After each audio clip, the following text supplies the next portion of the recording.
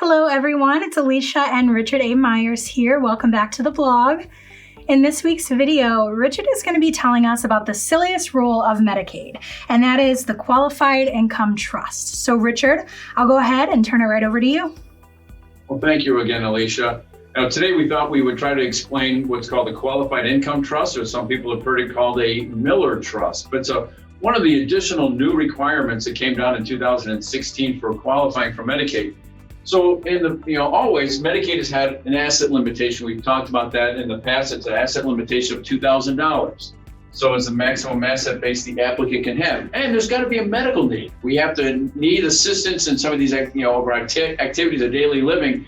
But in August of 2016, they put in an income limit, or what they call an income cap, in all Medicaid cases. So regardless of your expenses, if your income exceeds this limit, you're not qualified. And that gets very scary, and why we wanted to explain it.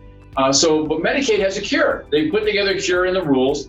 So what is the income cap? The income cap is currently $2,382. So anyone whose gross income before any deductions whatsoever exceeds $2,382, they are ineligible for Medicaid. And that sounds really bad because, well, what happens when my income is $3,382 and I'm now $1,000 over that limit?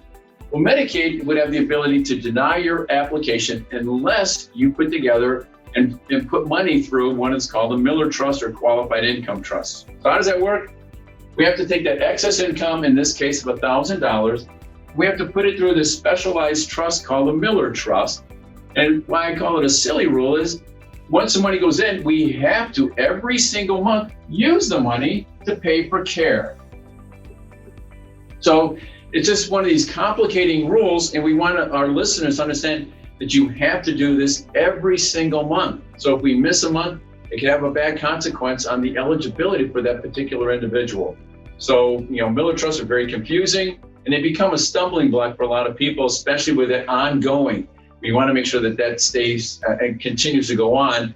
So we will assist in putting together that Miller trust. We'll give a set of instructions on how the Miller trust must be operated and what money has to be moved over every single month into the Miller trust, and then has to be then used for care, whether you're in a nursing home, assisted living, or home care. If we're qualified for Medicaid and we're over that income limit, then we have to continue to use this income trust to remain qualified each and every month.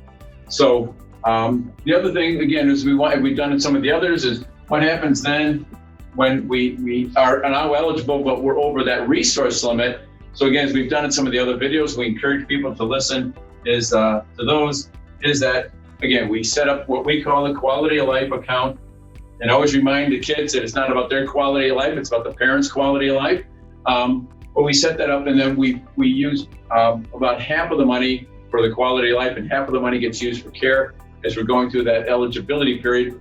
But what people need to understand is, even when we're going through that sheltering period, we still have to qualify with a Miller trust. So getting that Miller trust put together early and properly is something very, very important for Medicaid eligibility. All right, Richard, thank you so much for giving us a little bit more information on that. And if you are watching this video right now and you're interested in working on your Miller trust, you're definitely going to want to get in contact with Richard and his team. You can do so by giving them a call. Also, make sure that you're exploring this website, rmohiolaw.com, and Richard and his team will be looking forward to speaking with you soon. Thank you so much.